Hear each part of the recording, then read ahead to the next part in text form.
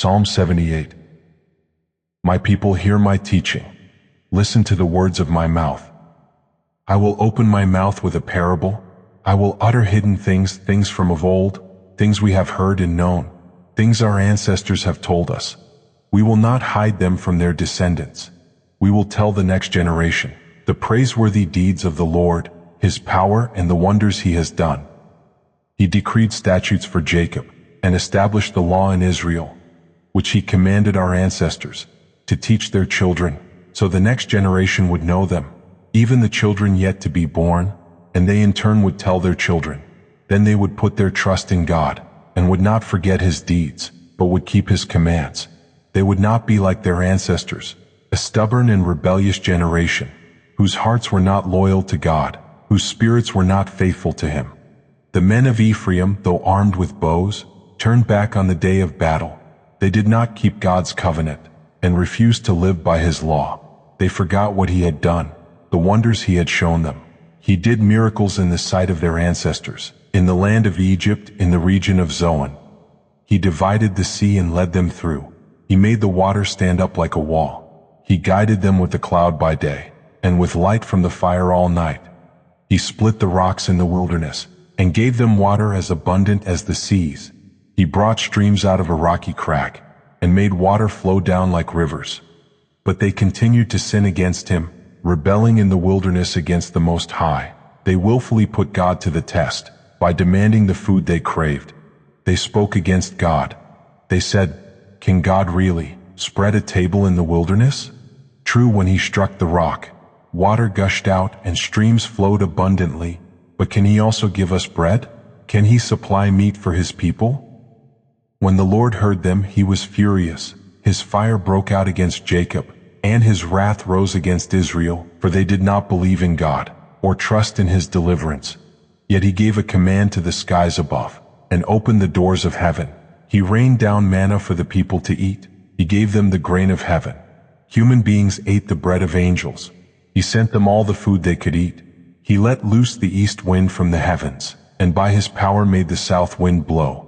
He rained meat down on them like dust, birds like sand on the seashore. He made them come down inside their camp, all around their tents. They ate till they were gorged. He had given them what they craved, but before they turned from what they craved, even while the food was still in their mouths, God's anger rose against them. He put to death the sturdiest among them, cutting down the young men of Israel. In spite of all this, they kept on sinning. In spite of His wonders, they did not believe. So He ended their days in futility, and their years in terror. Whenever God slew them, they would seek Him. They eagerly turned to Him again. They remembered that God was their rock, that God Most High was their Redeemer. But then they would flatter Him with their mouths, lying to Him with their tongues. Their hearts were not loyal to Him. They were not faithful to His covenant. Yet He was merciful. He forgave their iniquities and did not destroy them. Time after time He restrained His anger, and did not stir up His full wrath. He remembered that they were but flesh, a passing breeze that does not return. How often they rebelled against Him in the wilderness, and grieved Him in the wasteland. Again and again they put God to the test. They vexed the Holy One of Israel. They did not remember His power, the day He redeemed them from the oppressor, the day He displayed His signs in Egypt, His wonders in the region of Zoan. He turned their river into blood. They could not drink from their streams. He sent swarms of flies that devoured them, and frogs that devastated them. He gave their crops to the grasshopper, their produce to the locust. He destroyed their vines with hail, and their sycamore figs with sleet. He gave over their cattle to the hail, their livestock to bolts of lightning. He unleashed against them His hot anger, His wrath, indignation, and hostility, a band of destroying angels. He prepared a path for His anger. He did not spare them from death, but gave them over to the plague. He struck down all the firstborn of Egypt, the firstfruits of manhood in the tents of Ham. But He brought His people out like a flock. He led them like sheep through the wilderness. He guided them safely, so they were unafraid, but the sea engulfed their enemies. And so He brought them to the border of His holy land, to the hill country His right hand had taken.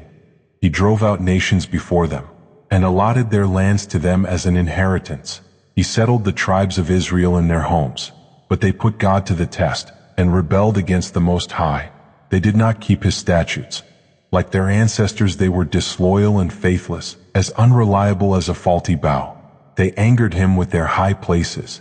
They aroused his jealousy with their idols. When God heard them, he was furious. He rejected Israel completely. He abandoned the tabernacle of Shiloh, the tent he had set up among humans. He sent the ark of his might into captivity, his splendor into the hands of the enemy. He gave his people over to the sword. He was furious with his inheritance. Fire consumed their young men, and their young women had no wedding songs. Their priests were put to the sword, and their widows could not weep. Then the Lord awoke as from sleep, as a warrior wakes from the stupor of wine. He beat back his enemies. He put them to everlasting shame. Then he rejected the tents of Joseph. He did not choose the tribe of Ephraim, but he chose the tribe of Judah, Mount Zion which he loved. He built his sanctuary like the heights, like the earth that he established forever. He chose David his servant, and took him from the sheep pens. From tending the sheep he brought him, to be the shepherd of his people Jacob, of Israel his inheritance. And David shepherded them with integrity of heart. With skillful hands he led them.